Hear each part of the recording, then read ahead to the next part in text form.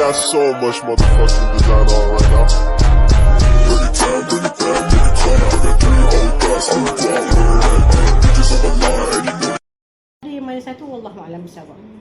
Sebab apa, masa saya datang tinggal di sini setelah berkahwin dengan orang Mesir, ya, sebab suami saya memang orang Mesir, tak silap saya yang betul-betul bangunan sekolah asal blok A, blok B dengan blok D. Memang. Yang belakangnya. Tapi kalau ikut yang asal betul-betul blok A. Blok A dengan blok D ni lah. Masa zaman penubuhan memang dah ada percampuran bangsa ke? Ya. Oh, dah ada ni lah. memang dah ada dah. Memang dah ada lah. Sini memang dah ada dah untuk sekolah ni. Zaman bapa saudara saya itulah. Sebab kalau dulu kan ikutkan kalau zaman British diasingkan kan. Sekolah Melayu. Tapi sebab sekolah ni sekolah British. Jadi dicampurkan. Dicampurkan. Dan di Mesir dulu kita tak ada apa? Kita tak Sekolah ada lain lah. Sekolah lain. Selain daripada sekolah ni menjadi tumpuan lah. Sekolah ni jadi tumpuan. Okey, Sekolah faham. lain daripada sekolah ni ialah sekolah Bandar Mersing. Dulu Bandar Mersing terbagi pada dua. Bandar Mersing lelaki, Bandar Mersing perempuan. Bandar Mersing lelaki berada di sini. Okey, tapak dia ke KG dulu. Lepas tu telah dipindahkan di sekolah bandar sekarang. Kemudian Bandar Mersing perempuan ialah sekolah Mersing kanan. Tu untuk saudara saya yang mak saudara pada ayah lah juga. Sebab masa tu dia jadi cikgu kan. Dia dapat dia peluang, lepas tu pindah balik sini. Lepas tu bila dia pencen dia balik peluang balik. Jadi yang saya salah seorang daripada sekolah guru besar sekolah bandar perempuan, Cikgu Rahmah binti Muhammad bin Haji Ali. Itu untuk saudara saya lah, mak saudara saya betul lah. Yang tadi dengan dia tadi sepupu. Sepupu pada yang Hajar Rahmah ni juga lah. Jadi masa saya pindah sini, kahwin dengan Ustaz Nazaruddin dulu, pindah sini. Jadi beberapa orang guru yang kenali untuk saudara saya tu adalah guru mereka. Ada beberapa orang lah dekat sini. Okey. Lepas tu dari segi macam bilangan murid kat sini, murid yang bercampur pun tak kami dapatkan Berapa peratus? Beratusan, ikut peratusan. Kalau ikutkan sekarang kalau dulu mungkin ramai. Zaman yang yang terkini ni kita ada 744 orang. 774 orang campur dengan prasekolah. Okey. Kemudian untuk yang arus perdana kita ada 705 orang, keseluruhan lah. Okay. Kemudian pendidikan khas kita ada 19 orang. Okay. Dan prasekolah kita ada 50 orang. Jadi keseluruhannya adalah 774. Tapi kalau pecahannya Pecahan bangsa ni, pecahan bangsa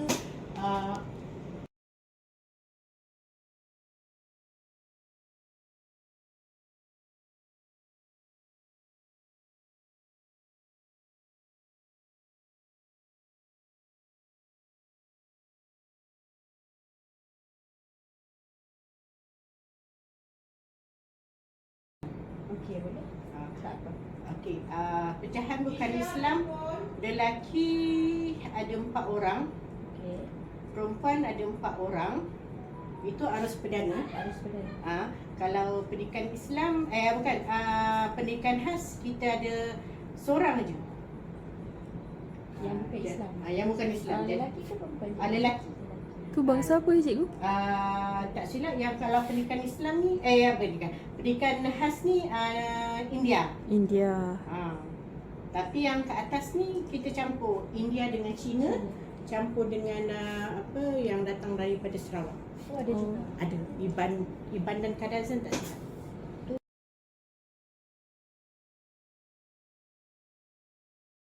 Macam mana adakah kaum Melayu je yang menyambut? Kiranya penglibatan Kita libatkan sekali dengan orang yang bukan Islam. kiranya orang yang bukan Islam tu memakai baju Melayu sekali lah ke bagaimana? Dia akan pakai baju dia punya tu. Makanan dia kita kalau misalnya makanan kita akan khususkan untuk dia bukan daging lah. Oh, vegetarian lah biasanya. Sama ada, kalau dia vegetarian, dia akan makan vegetarian je sebab kita akan sediakan 2-3 makanan. Jadi begitu je masa Maulud Nabi, dia akan turut serta, tapi semasa kita ada buat baca Yasin ke apa ke, dia duduk tempat lain lah. Sebab kebetulan pula tahun ni kami perolehi guru yang bukan agama Islam. Oh, jadi dia membantulah. Ya, kalau dulu kami dudukkan dia dalam satu tempat,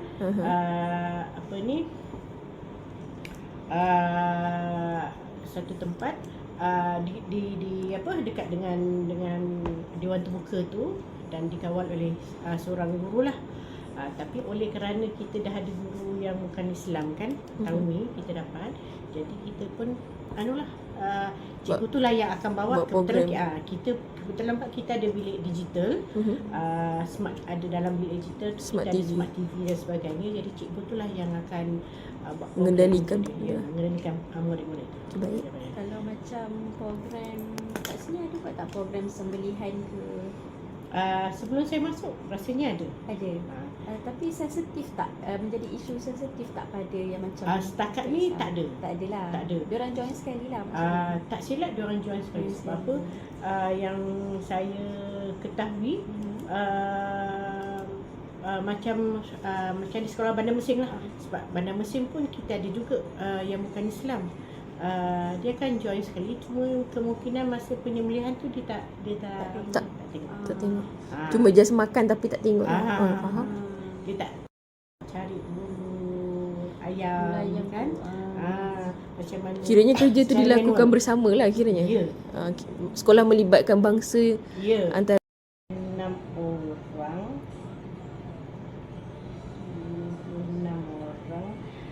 guru, AKP, anggota pelaksana 8 orang, iaitu kerani, pembantu murid, itu 8 orang AKP. Semua itu je lah. Tak tahu lelaki perempuan apa nak tahu guru yang berbangsa yang berbangsa cuma seorang je. seorang je lah yang bahasa Cina, Cina je. Okay. Yang lain semua majoriti Melayu. Ya.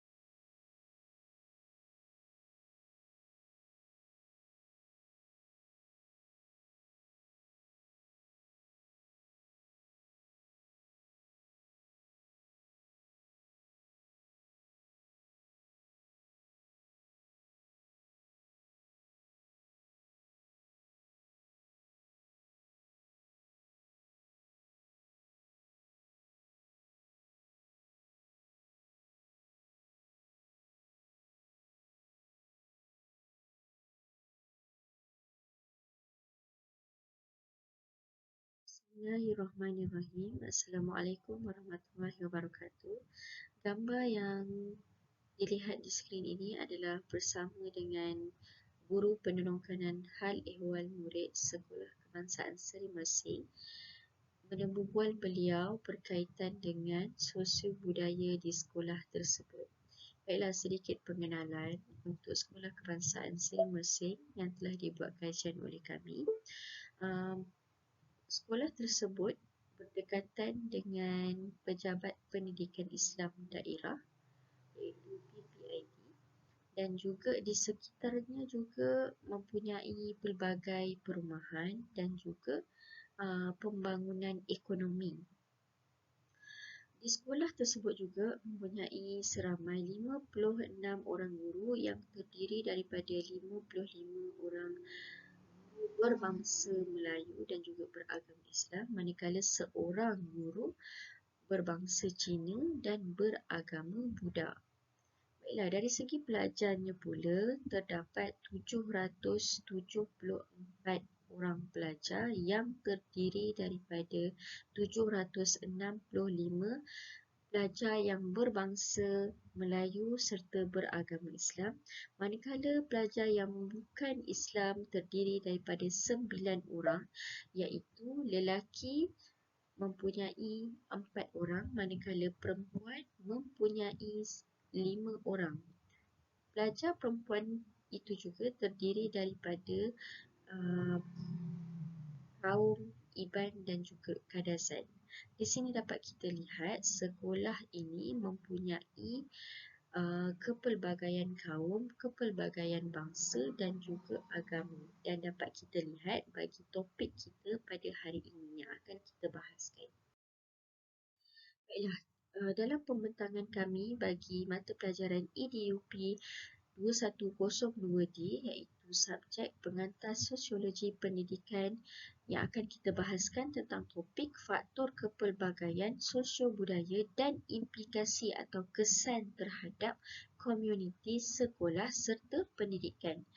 Okey, baiklah. Perbahasan kami ini juga dan juga pembentangan kami ini dibuat khas bagi Puan Siti Aisyah binti Samud selaku pensyarah kami. Baiklah, ahli kumpulan terdiri daripada 3 orang yang akan membentangkan atau membahaskan topik ini, iaitu Noraini binti Mazlan, diri saya sendiri Nur Ashikin binti Masran dan juga sahabat saya seorang lagi Nur Asmawiyah binti Alias. Isi kandungan bagi topik yang akan kita bahaskan, yang pertama, kita akan lihat dari segi konsep kepelbagaian sosio-budaya itu sendiri.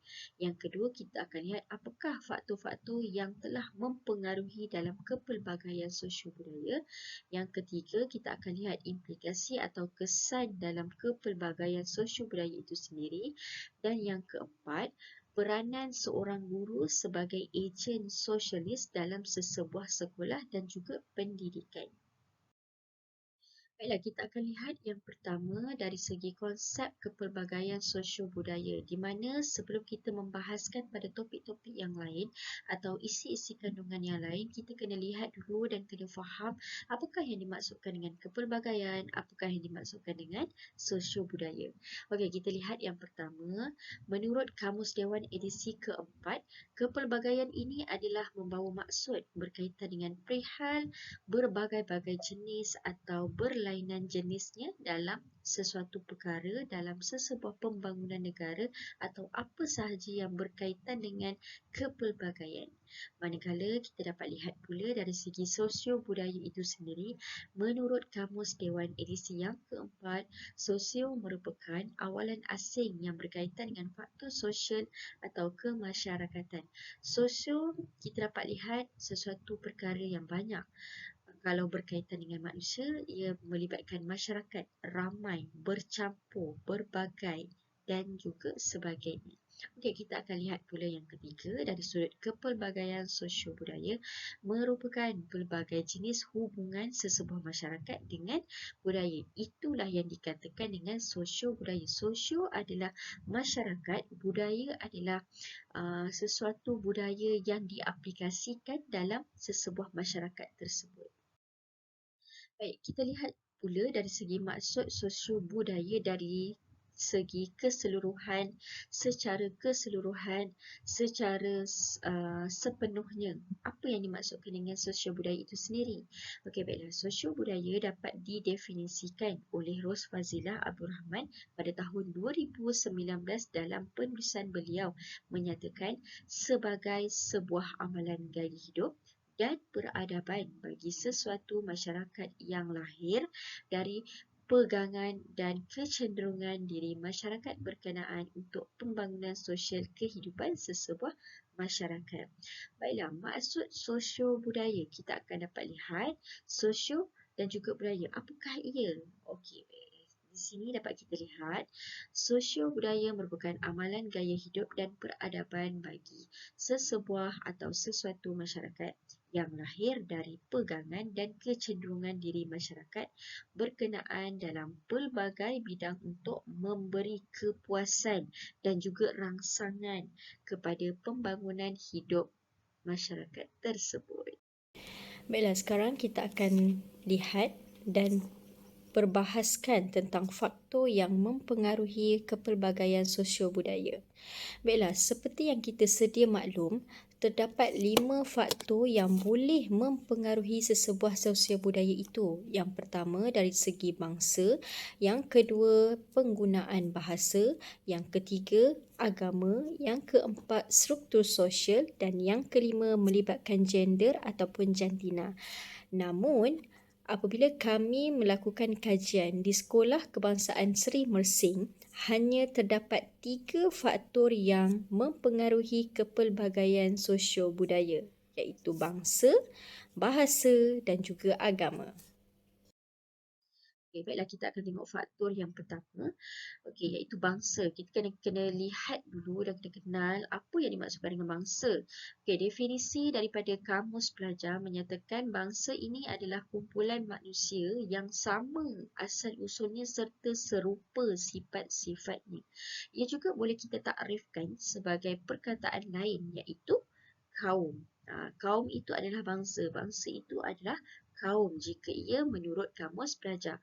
Contoh bangsa yang memang kita tahu, yang kita memang sedia maklum, terutamanya dalam negara kita sendiri, terdapat bangsa Melayu, Cina dan juga India. Dan jika ada suku kaum daripada Sabah dan juga Sarawak, kita akan lihat dari segi berbagai bangsa yang mereka ada. Dari segi suku kaum Iban, suku kaum Kadazan dan juga sebagainya lah. Dan dalam hasil kajian di Sekolah Kebangsaan Seri Mersing juga, memang terdapat pelajar yang berbangsa dari suku kaum Iban, Kadazan yang dipindahkan mengikut keluarga ke sini, ke Sekolah Kebangsaan Seri Mersing, dan juga tidak bukan memang terdiri daripada 3 bangsa utama itu jugalah, iaitu Melayu, Cina dan juga India.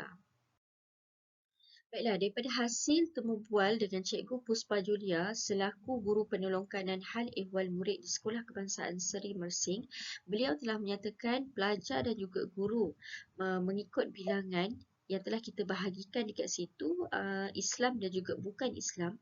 Kita akan lihat dulu pelajar yang beragama Islam terdiri majoriti yang memang ramai sebanyak 765 orang, dan yang bukan Islam juga terdiri daripada 9 orang, di mana 4 orang lelaki dan juga 5 orang pelajar perempuan.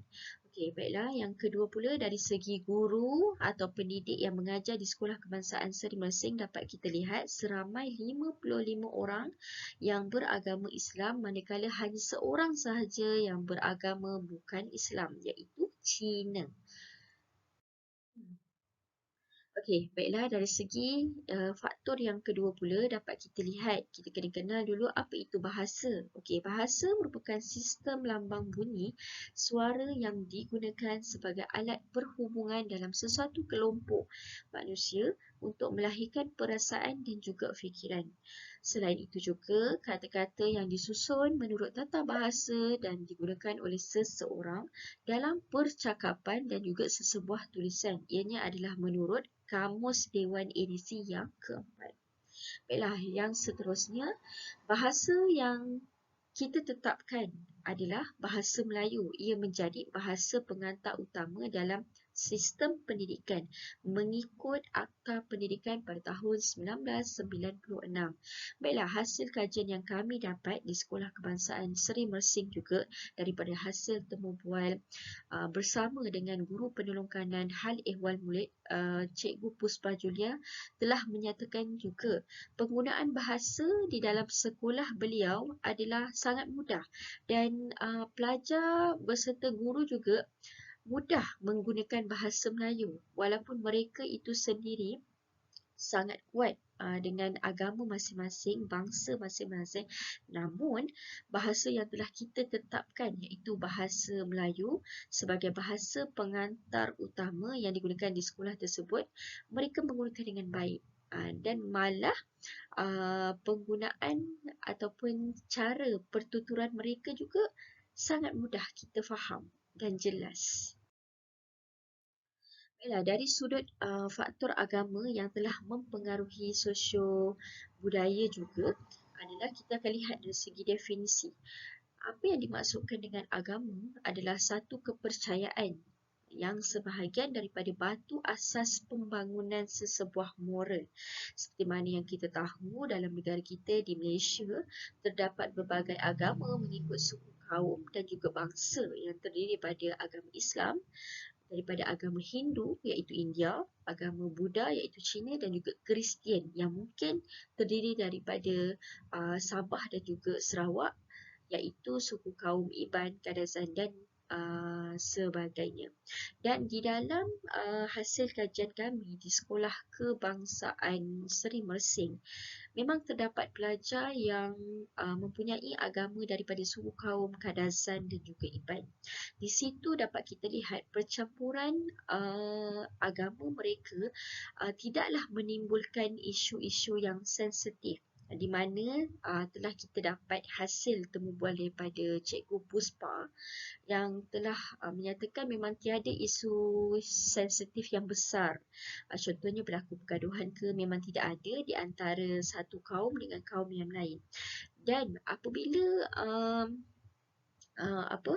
hasil temubual yang kita dapat juga, beliau telah menyatakan apabila melakukan sesuatu aktiviti, contohnya perayaan ataupun program yang berkaitan dengan Maulidur Rasul dan juga Hari Raya serta program-program seperti sembelihan, mereka juga akan melibatkan murid yang bukan Islam untuk melihat sendiri bagaimana program itu dijalankan. Jadi dekat situ memang ukhuwah mereka sangat rapat, ukhuwah mereka sangat kuat walaupun berlainan agama dan juga bangsa. Dari situ kita dapat memang kepelbagaian sosio budaya itu wujud dengan baik di sekolah tersebut.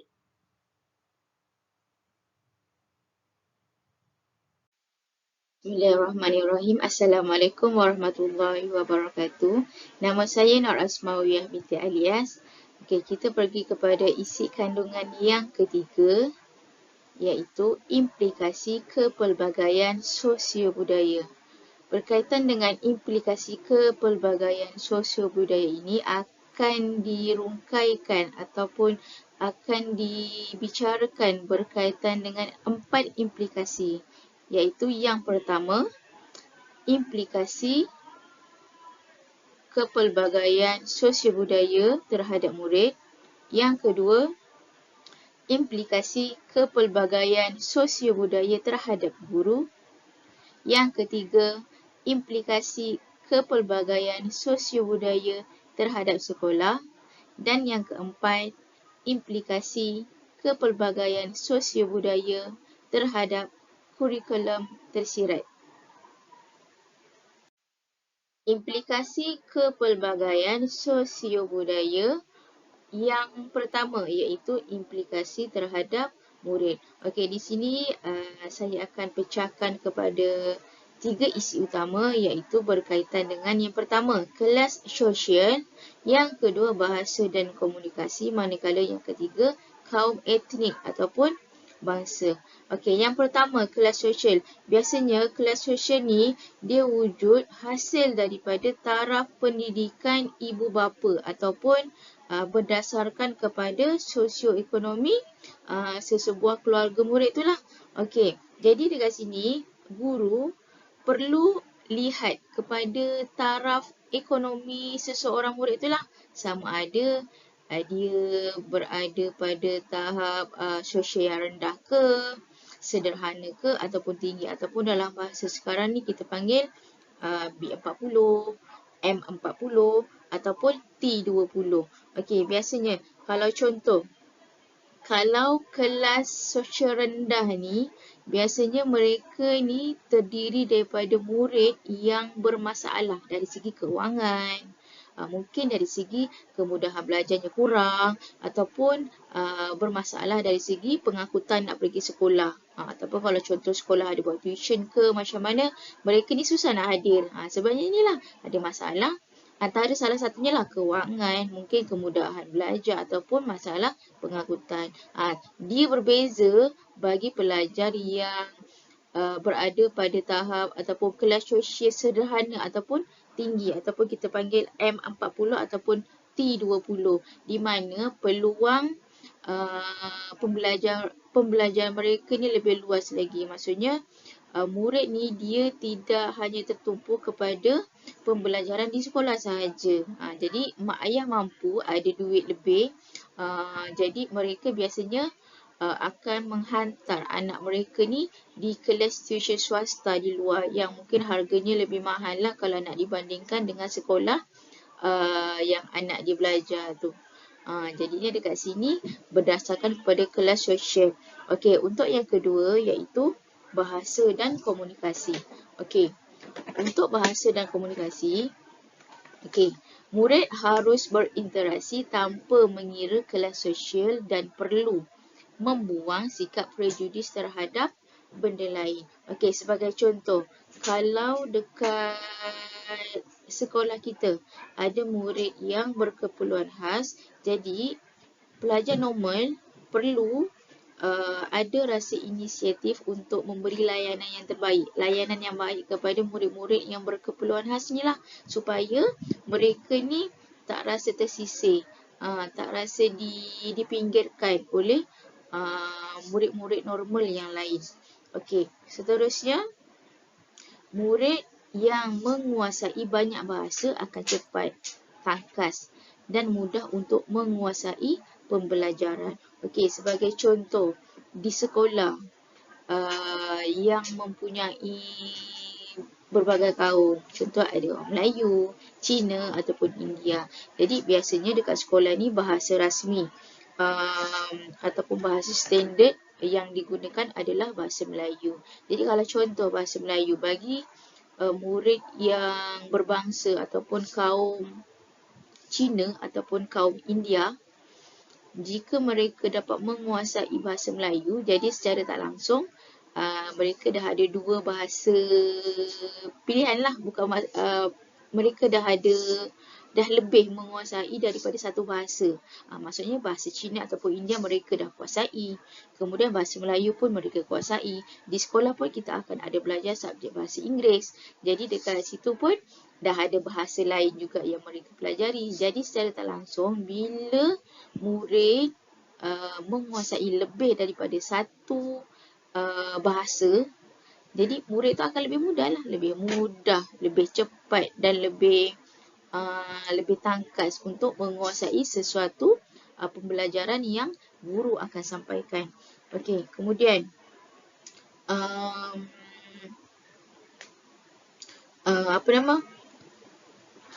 bahasa dialek tidak digalakkan untuk digunakan di sekolah. Jangan gunalah. Okey, sebagai contohlah orang Melayu, bangsa Melayu. Mungkin kadang-kadang contoh murid tu asalnya daripada Kedah, kemudian berpindah ke Johor. Jadi apabila pelajar murid yang menggunakan dialek bahasa yang terlalu pekat dibawa ke tempat lain, secara tak langsung dia mengganggu juga dekat komunikasi ataupun berlaku salah fahaman maksud bagi sesuatu perkataan. Okey, kalau sebagai contoh mungkin gayung dekat Johor maksudnya lain, kalau dekat Kedah ataupun dekat Kelantan maksudnya lain.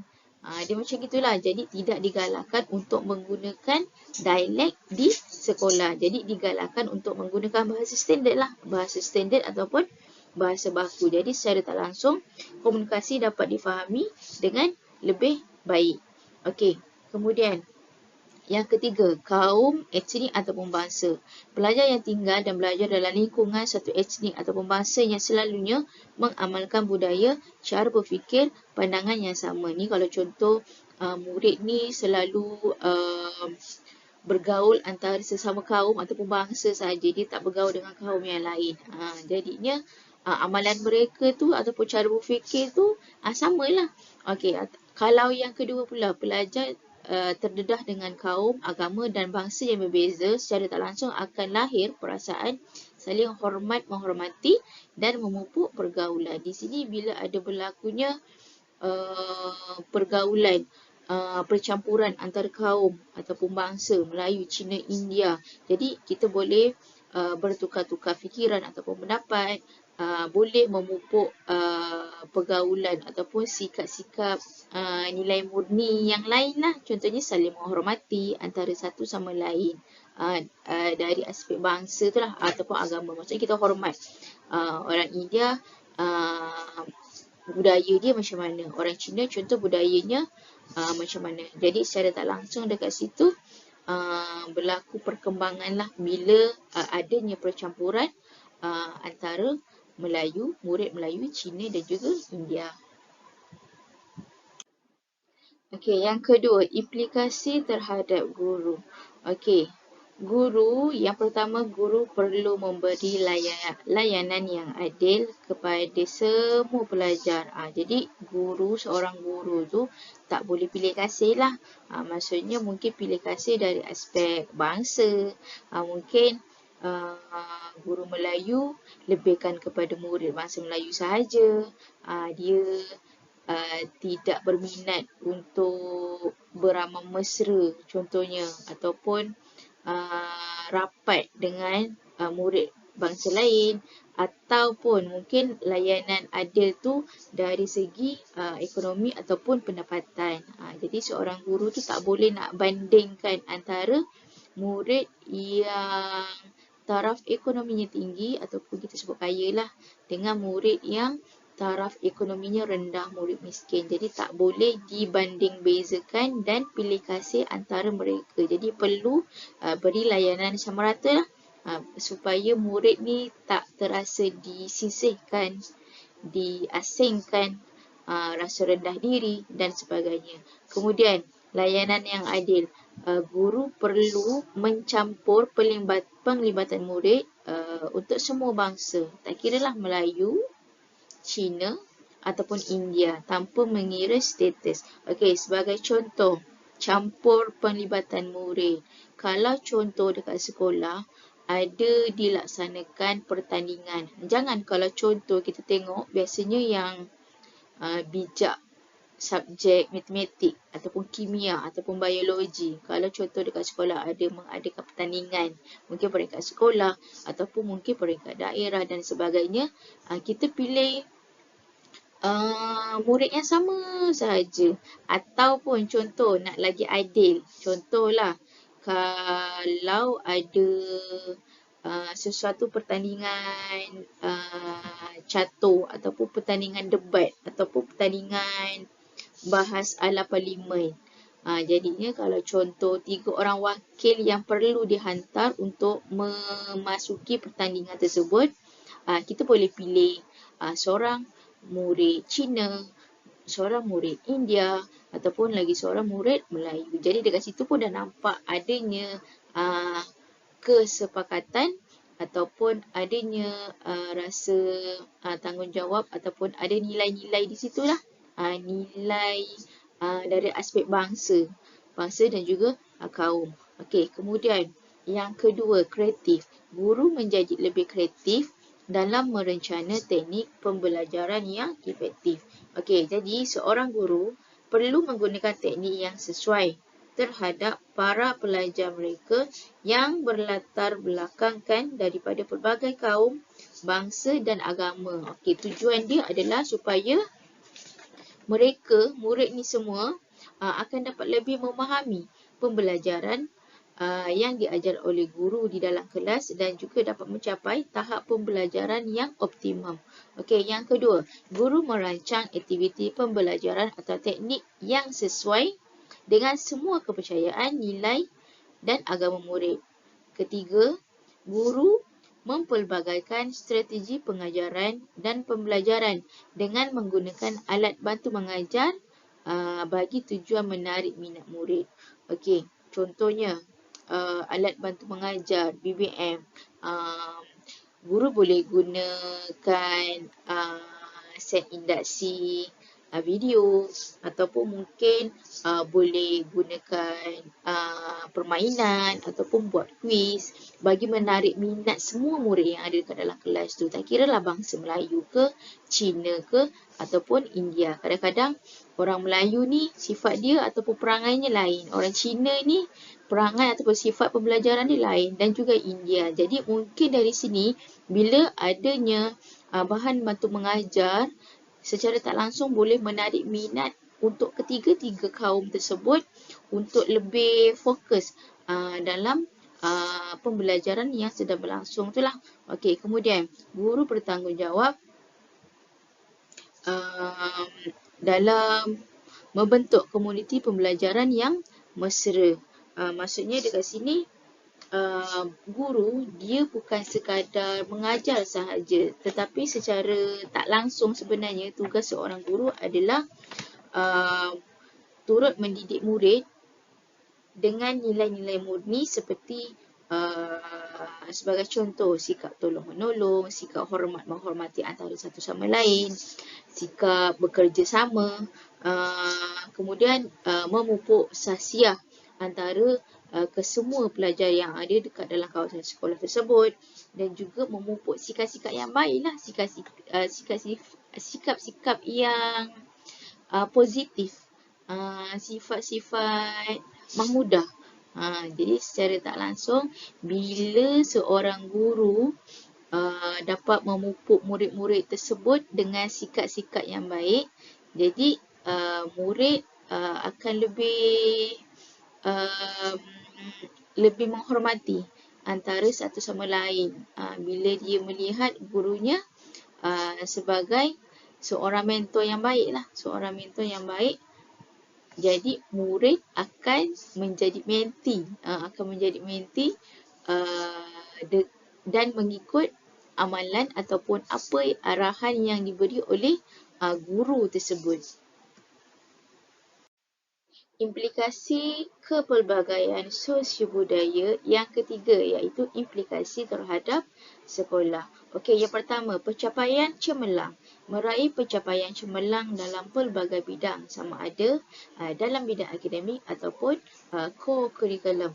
Okey, sebagai contoh, murid biasanya yang sekolah yang mempunyai murid yang terdiri daripada bangsa Melayu, Cina ataupun India, mereka ni lebih terdorong untuk ada sikap berlumba-lumba untuk menyertai pertandingan yang diadakan, di mana ia mungkin lebih kepada berunsurkan kepada kaum. Okey, sebagai contoh, orang bangsa Cina ataupun mungkin bangsa Melayu, apabila sekolah akan mengadakan sesuatu pertandingan, jadi mereka ni akan berlumba-lumba lah. Mereka nak menonjolkan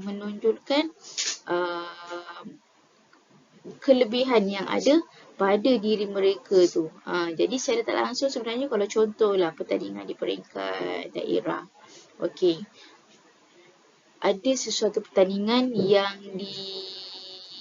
diberi, ada sesuatu pertandingan yang diberilah, yang diadakan. Okey, murid Cina mungkin contoh pertandingan catur, pertandingan yang memerlukan tahap IQ yang tinggi. Jadi kalau contoh murid Cina, mereka lebih terarah ataupun guru mungkin akan lebih terarah untuk memberi tugasan tersebut untuk memasuki pertandingan tersebut lah, maksudnya kepada murid berbangsa Cina, sebab mereka ada kelebihan IQ, tahap IQ yang tinggi, sebagai contoh. Ataupun kalau contoh pertandingan debat, murid India jenis yang bijak berkata-kata, yang bijak bercakap. Jadi mungkin guru akan lebih terarah untuk memberikan tugasan tersebut kepada kaum India sebagai contoh, untuk menaikkan nama sekolah lah. Okey, kemudian yang kedua, pentadbiran sekolah. Okey, sistem pentadbiran yang teratur dan sempurna kerana melibatkan gabungan idea daripada kepelbagaian sosio-budaya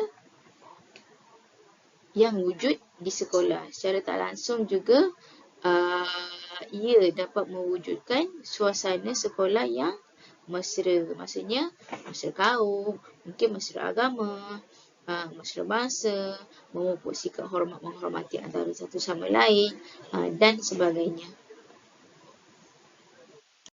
Implikasi kepelbagaian sosio-budaya yang terakhir iaitu implikasi terhadap kurikulum tersirat.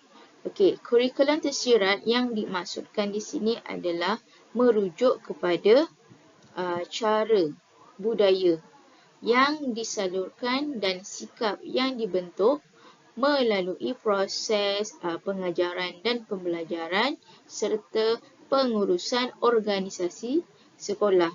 Okey, ia terbahagi kepada 3 iaitu budaya sekolah, struktur organisasi sekolah dan juga yang ketiga implikasi iaitu konflik nilai.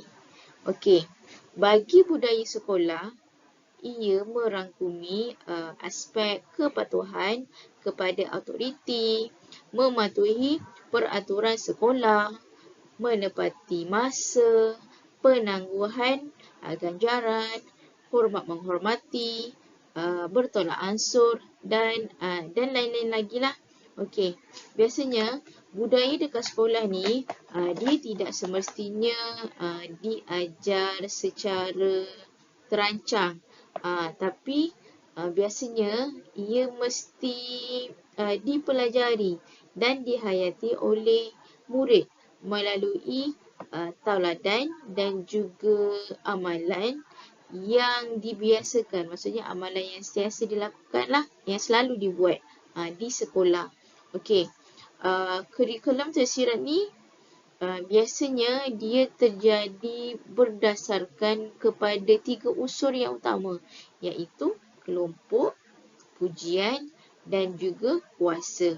Okey, bagi struktur organisasi sekolah, iaitu pengurusan sekolah yang baik, secara tak langsung dia akan membentuk iklim sekolah yang memberi kesan kepada pengalaman pembelajaran pelajar.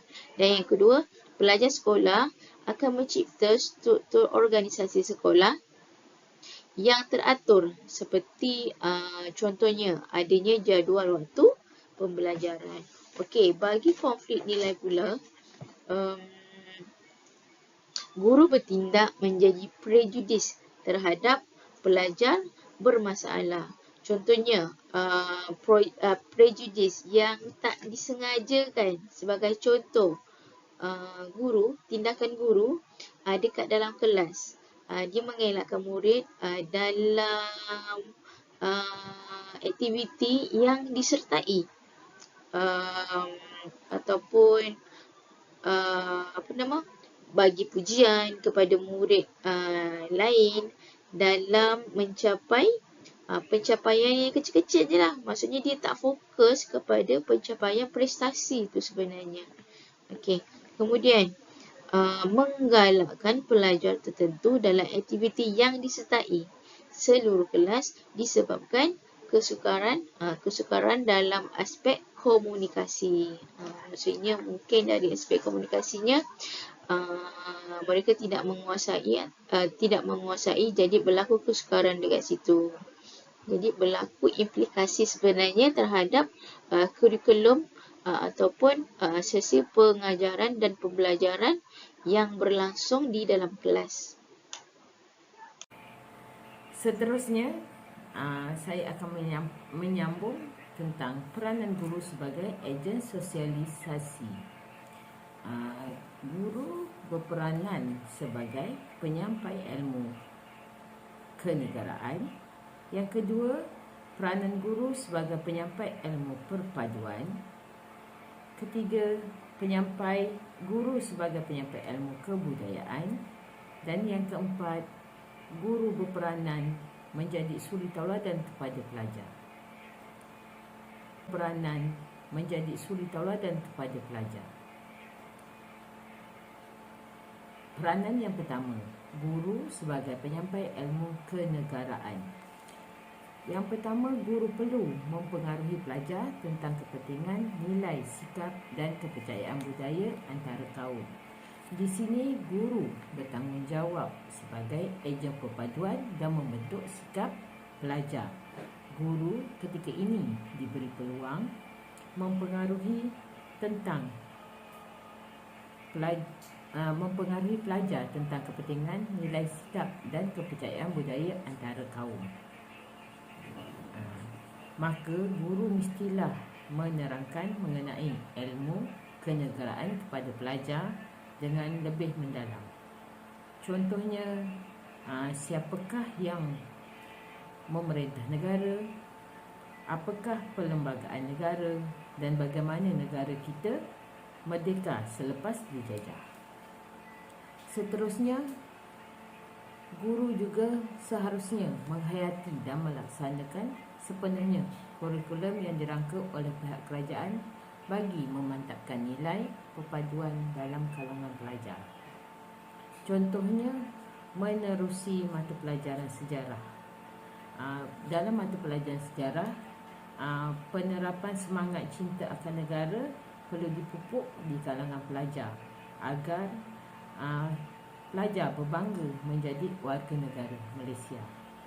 Seterusnya, guru juga perlu kaitkan ilmu kenegaraan dengan mata pelajaran yang diajar bagi memupuk semangat patriotisme. Semangat patriotisme ni perlu dipupuk di kalangan pelajar-pelajar.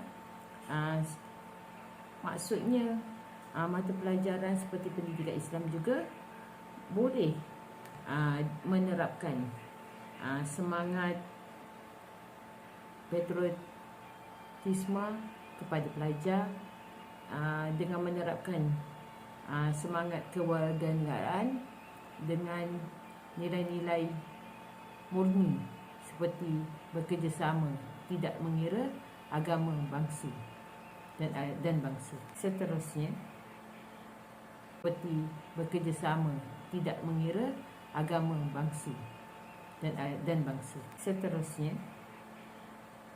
guru sebagai penyampai ilmu kebudayaan.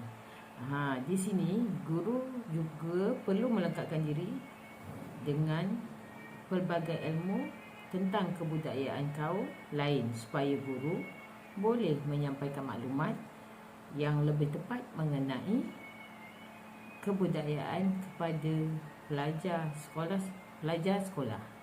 Yang kedua, guru mestilah perlu mempunyai kemahiran untuk menyampaikan ilmu kebudayaan tanpa menyentuh isu-isu sensitif mengenai kebudayaan kaum.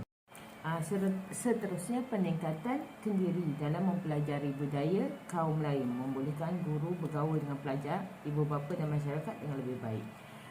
Apabila ilmu kebudayaan itu diterapkan kepada semua para pelajar kita, tak kira bangsa Melayu, India dan Cina, maka membolehkan guru itu bergaul dengan pelajar dengan lebih rapat dan bukan setakat dengan pelajar, bersama ibu bapa juga perlu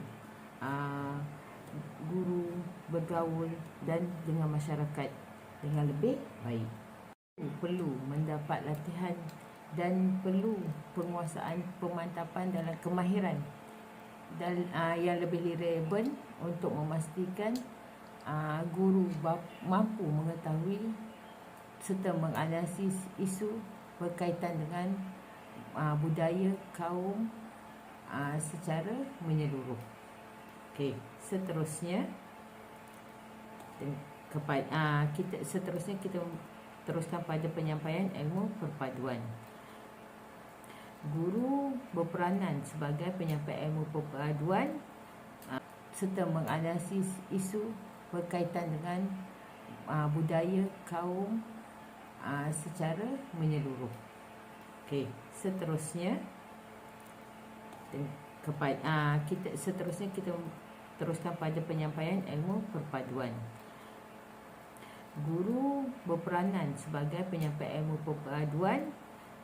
Guru perlu melengkapkan diri dengan ilmu perpaduan sebelum guru dapat mendidik dan melahirkan warga negara yang menepati cita-cita negara.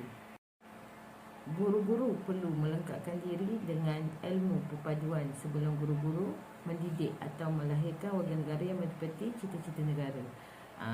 Guru-guru ni perlu ada ilmu, mencari ilmu atau menambahkan ilmu untuk pengetahuan bagi mencapai cita-cita negara, melahirkan masyarakat yang lebih cintakan akan negara.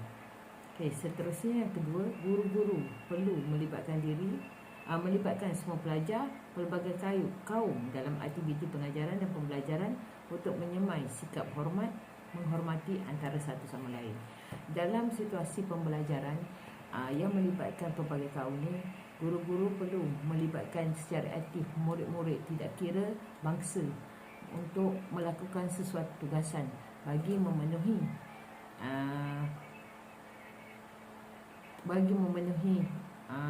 penyampaian ilmu tu berlaku dalam perpaduan bangsa, tak kira bangsa.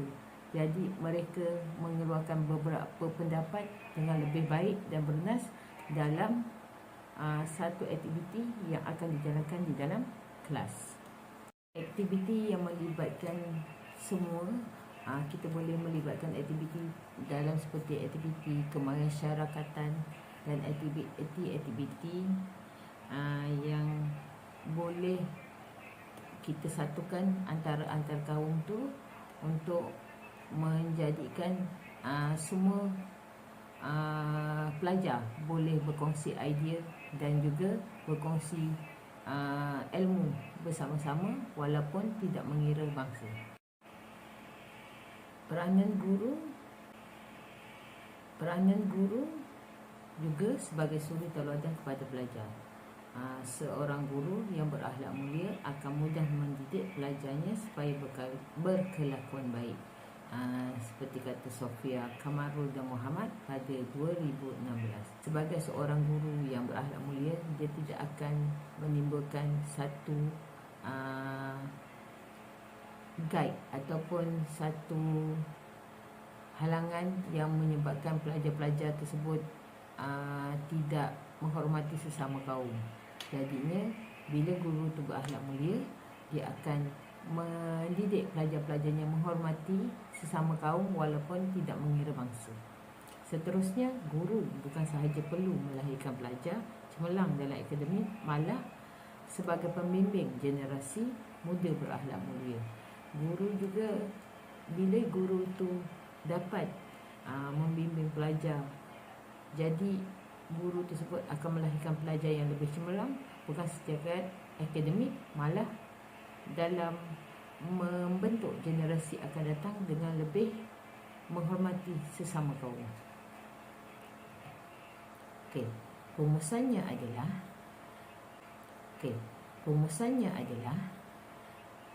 dalam sosio budaya ni, kepelbagaian kaum di Malaysia secara langsung telah mewujudkan kepelbagaian sosio budaya dalam masyarakat kita, dan ia telah memberi kesan secara langsung kepada perkembangan sistem pendidikan secara umumnya dan kepada suasana pembelajaran secara khususnya. Jadi kita sebagai guru boleh dapat mencapai matlamat mengikut falsafah pendidikan negara, seterusnya dapat menjadikan masyarakat lebih harmoni dan lebih maju di mata negara. InsyaAllah. Sekian, terima kasih.